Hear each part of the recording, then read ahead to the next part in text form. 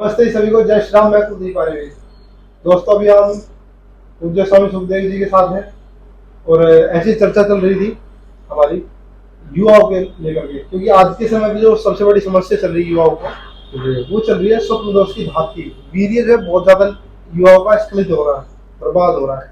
तो महाराज जी बताएंगे, कुछ उपाय बता रहे थे कि ऐसे हो सकता है, ऐसे हो सकता है, मतलब एक वीडियो बना लेते हैं जी। तो महाराज जी बताएंगे। देखिए, वीर्य स्खलित होता क्यों है, इसके पीछे प्रक्रिया क्या है, उसकी ओर जब आप ध्यान देंगे तो आपको समझ में आएगा कि वीर्य बिना किसी कारण के स्खलित नहीं होता है। सर्वप्रथम तो ये बात है, वीर्य अपनी जगह बड़ी स्थिर चीज है, एक ऊर्जा की तरह है। मान लो कि आम में से आम को निचोड़ देते ना, वैसे आम में हो जाता है। तो वीर्य स्खलित होने के बाद में वो दशा होती है व्यक्ति की। होता क्यों है? देखिए क्या होता है, हमको लगता है कि वीर्य स्खलित हुआ तभी स्खलित होता है, ऐसा नहीं है। जब हम कुछ कामुक चीजें देखते हैं, जैसे कि मानो कोई चलचित्र देख रहे हैं, कोई वीडियो इत्यादि देख रहे हैं, तो एक शरीर में एक झंझनाहट सी होती है कि उसके बाद में फिर और कोई ऐसा दृश्य हमारे समक्ष प्रस्तुत हुआ, आप किसी स्त्री को घूर घूर के देखे जा रहे हैं, किसी को कोई अच्छी लग रही है, तो वो हर एक अवस्था में वीर्य अपनी स्थिति से, अपनी जगह से नीचे की ओर बह रहा है। ठीक है, इतनी बार देखेंगे, इतनी बार निकलता नीचे नीचे आता है वो। अब क्या है कि हमको तो नहीं, हमको लग रहा है कि नहीं यार, ये थोड़ी ना स्वप्न दोष हो रहा है, लेकिन वो उस समय भी हो रहा है। हम उस समय जागृत रहते हैं, तो हमारा दिमाग जागृत रहता है, तो वो कंट्रोल करता है कि वो बाहर निकल ही ना जाए। लेकिन आपने सुबह से शाम तक वही चिंतन किया है और कम से कम आप 4 से 5 बार ऐसी अवस्था से निकले हैं, तब आपके मन में, आपके शरीर में काम उत्तेजना को लेकर ऐसे कुछ भाव आए, तो उसके कारण वीर्य अपनी स्थिति से नीचे चला गया।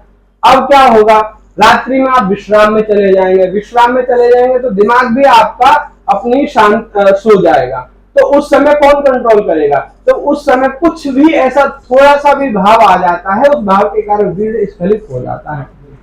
अब मैं आपको कहूं कि आप कहें कि वीर्य स्खलित ना हो तो क्या करें? सर्वप्रथम तो आप ऐसी चीजों को देखने से बचिए। दूसरी बात, सबसे अच्छा और बहुत ही श्रेष्ठ उपाय है, आप दिन में 3 बार स्नान करिए। देखिए, शरीर को आप जितना ठंडा रखेंगे, उतनी संभावना है कि आपका वीर्य स्खलित नहीं होगा।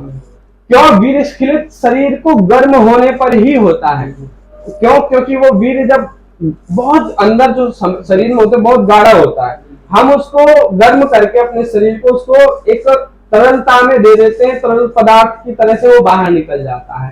तो अपने शरीर को आप ठंडा रखेंगे तो आपका वीर्य स्खलित नहीं होता है, मैं गारंटी देता हूँ। लहसुन, प्याज इत्यादि और जो भी हमारे शरीर में दाह कारक है, जो हमारे शरीर को गर्म बनाए रखती है, ऐसी चीजों का उपयोग बंद कर दीजिए। चिंतन श्रेष्ठ रखिए, स्नान करिए 3 समय। सोने से पहले जब आप स्नान करके सोएंगे तो मैं गारंटी देता हूँ आपका वीर्य स्खलित नहीं होगा।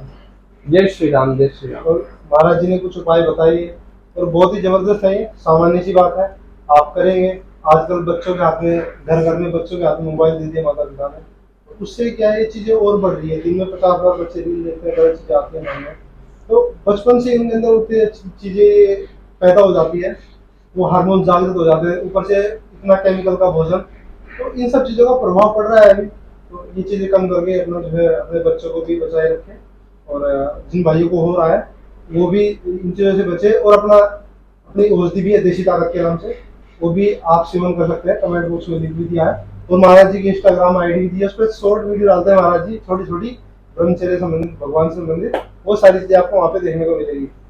तो सबका बहुत बहुत धन्यवाद। जय श्री राम, जय हिंद।